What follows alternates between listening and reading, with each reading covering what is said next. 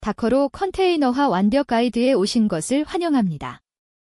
이 강의에서는 스프링부트 애플리케이션을 다커로 컨테이너화하는 방법을 실무 중심으로 배워보겠습니다. 다커필 작성부터 멀티스테이지 빌드, 이미지 최적화, 그리고 스프링부트의 빌드팩스까지 모든 것을 다룹니다. 먼저 학습 내용을 살펴보겠습니다. 다커 기초 개념 정리부터 시작해서 다커필 작성 실습, 멀티스테이지 빌드, 이미지 크기 최적화, 레이어 캐싱 전략을 배웁니다. 그리고 스프링부트와의 통합, 빌드팩스 활용, 마지막으로 실전 배포 전략까지 총 8가지 주제를 다룹니다. 초급 개발자도 쉽게 따라올 수 있도록 실무 예제 중심으로 구성했습니다. 첫 번째로 다커가 해결하는 문제를 살펴보겠습니다. 신입 개발자 김개발 씨는 로컬에서 완벽하게 작동하던 스프링부트 애플리케이션을 서버에 배포했는데 이상하게도 에러가 발생했습니다. 제 컴퓨터에서는 잘 되는데요. 라는 말을 반복하던 그에게 박시니어 씨가 다커를 소개했습니다. 문제의 원인은 환경 차이였습니다. 로컬은 자버 17의 윈도우즈였고 서버는 자버 11의 리눅스였습니다. 다커는 이런 환경 차이 문제를 표준화된 컨테이너로 해결합니다. 컨테이너의 핵심 개념을 이해해 봅시다. 다커 컨테이너는 애플리케이션과 실행 환경을 하나로 묶는 기술입니다. 마치 이사할 때 짐을 표준화된 박스에 담듯이 애플리케이션을 컨테이너에 담아서 어디서든 동일하게 실행할 수 있습니다. 이미지는 컨테이너의 설계도로 붕어빵 틀에 비유할 수 있습니다. 그리고 컨테이너는 그 이미지를 실행한 인스턴스로 붕어빵에 해당합니다. 이러한 환경 독립성 덕분에 배포 문제가 근본적으로 해결됩니다. 다커 기본 명령어를 코드로 살펴보겠습니다. 먼저 다커 빌드 명령어로 이미지를 빌드합니다. T 옵션으로 이미지명과 태그를 지정할 수 있습니다. 다음으로 다커 런 명령어로 컨테이너를 실행합니다. P 옵션은 포트 매핑으로 호스트의 8080 포트를 컨테이너의 8080 포트에 연결합니다. 다커 ps 명령어로 실행 중인 컨테이너 목록을 확인하고 다커 로그즈로 로그를 확인합니다. 마지막으로 다커 톱으로 컨테이너를 중지할 수 있습니다. 이 5가지 명령어가 다커 사용의 기본 흐름입니다. 다커필의 기본 구조를 알아봅시다. 다커필은 이미지를 만드는 설계도입니다. 프롬으로 베이스 이미지를 선택하고 COPY로 파일을 복사하고 RUN으로 명령어를 실행합니다. 마지막으로 CMD로 컨테이너 실행 시 실행할 명령어를 지정합니다. 프롬은 베이스 이미지 선택, COPY나 ADD는 파일 복사, RUN은 빌드 시 명령 실행, CMD는 컨테이너 실행 명령에 사용됩니다. 이 4가지가 다커필의 핵심 명령어입니다.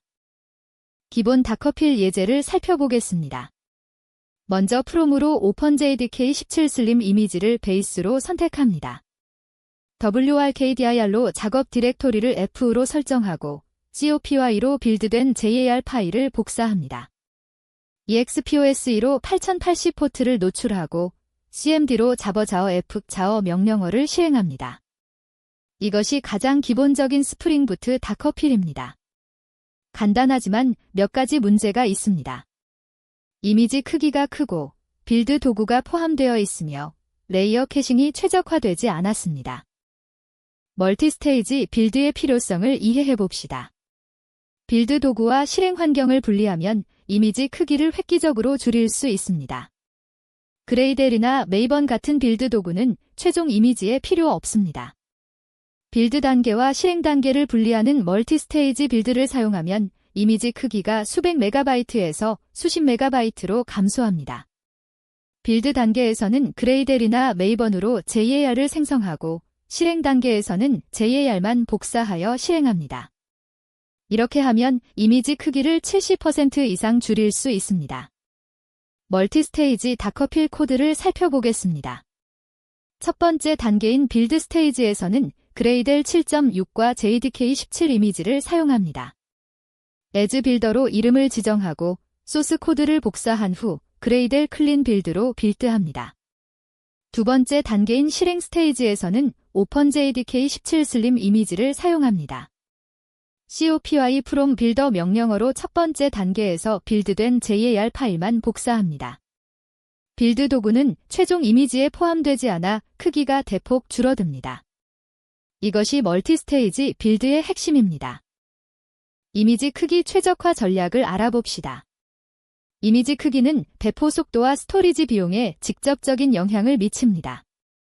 알파인 리눅스 기반 이미지를 사용하면 크기를 더 줄일 수 있고 다커리그너리 파일로 불필요한 파일을 제외할 수 있습니다. 알파인 리눅스는 5MB 정도의 초경량 배포판입니다. 다커리그너리는 기트의 기타이니어리와 비슷하게 작동하여 빌드 컨텍스트에서 불필요한 파일을 제외합니다. 이미지 크기가 작을수록 배포가 빠르고 스토리지 비용도 절감됩니다. 알파인 기반 최적화 코드를 살펴보겠습니다. 빌드 스테이지에서는 그레이델 7.6JDK17 알파인 이미지를 사용합니다. 알파인이 붙은 이미지는 알파인 리눅스 기반으로 크기가 매우 작습니다. 실행 스테이지에서도 오펀JK17 JDK 알파인 이미지를 사용합니다.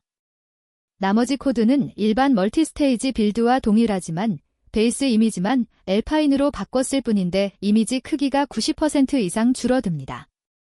일반 이미지가 500MB라면 알파인 이미지는 50MB 정도로 줄어듭니다. 레이어 캐싱 전략을 이해해 봅시다.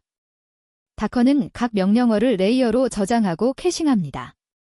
자주 변경되지 않는 의존성을 먼저 복사하고 소스 코드는 나중에 복사하면 빌드 속도가 크게 향상됩니다.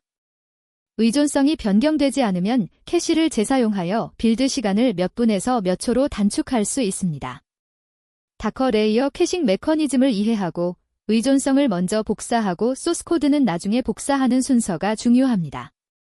이렇게 하면 빌드 시간을 90% 이상 단축할 수 있습니다.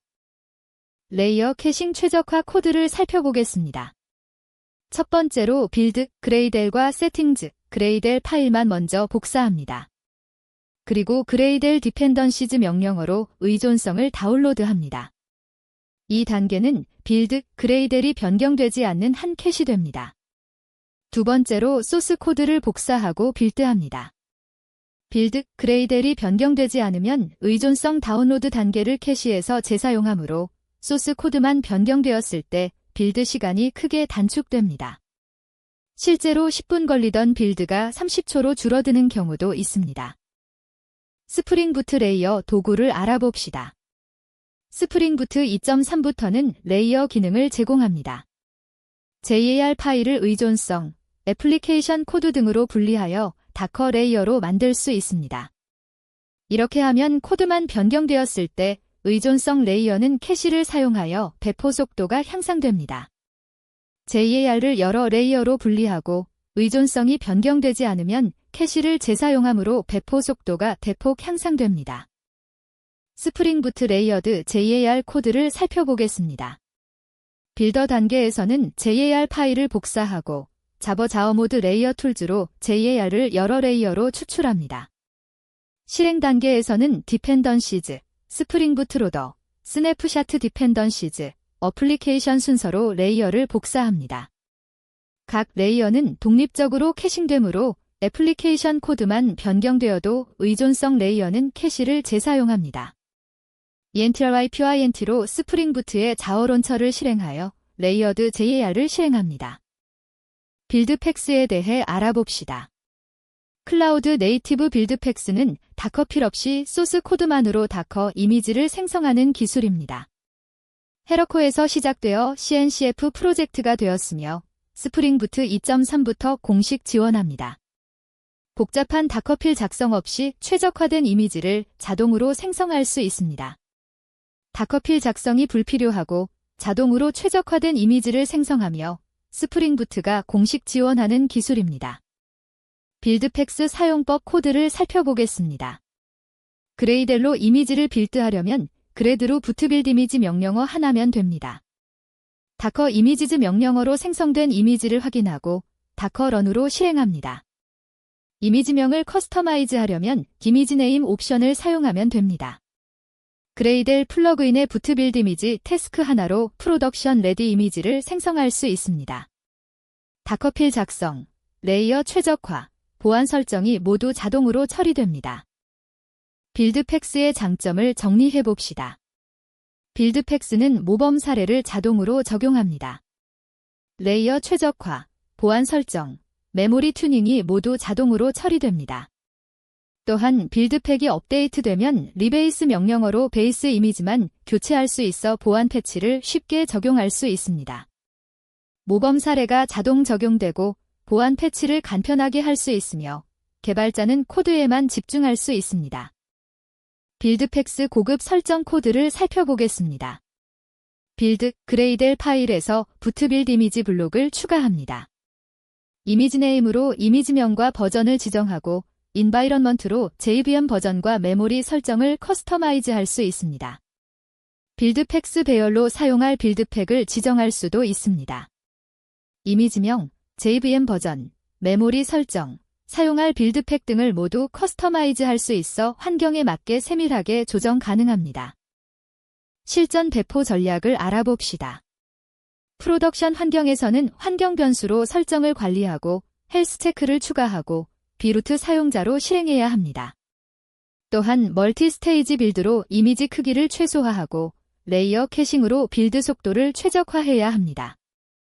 환경 변수로 설정을 분리하고 HALTHCHCK 명령어를 추가하고 보안을 위해 비루트로 실행하며 CI/CD 파이프라인에 통합하는 것이 중요합니다. 프로덕션 다커필 코드를 살펴보겠습니다. 빌드 스테이지는 앞에서 본 것과 동일합니다. 실행 스테이지에서는 먼저 스프링 그룹과 사용자를 생성하고 USER 명령어로 비루트 사용자로 전환합니다. HALTHCHCK 명령어로 30초마다 헬스 체크를 수행하여 컨테이너 상태를 모니터링합니다. 이것이 프로덕션 환경을 위한 최적화된 다커필입니다. 비루트 사용자로 실행하고 헬스 체크를 추가하여 안전하고 안정적인 컨테이너를 만들 수 있습니다. 다커 컨테이너화 완벽 가이드를 마치겠습니다. 오늘 배운 내용을 정리하면 다커 기초부터 다커필 작성, 멀티 스테이지 빌드, 이미지 최적화, 레이어 캐싱, 스프링 부트 통합, 빌드팩스, 그리고 실전 배포 전략까지 모든 것을 다뤘습니다.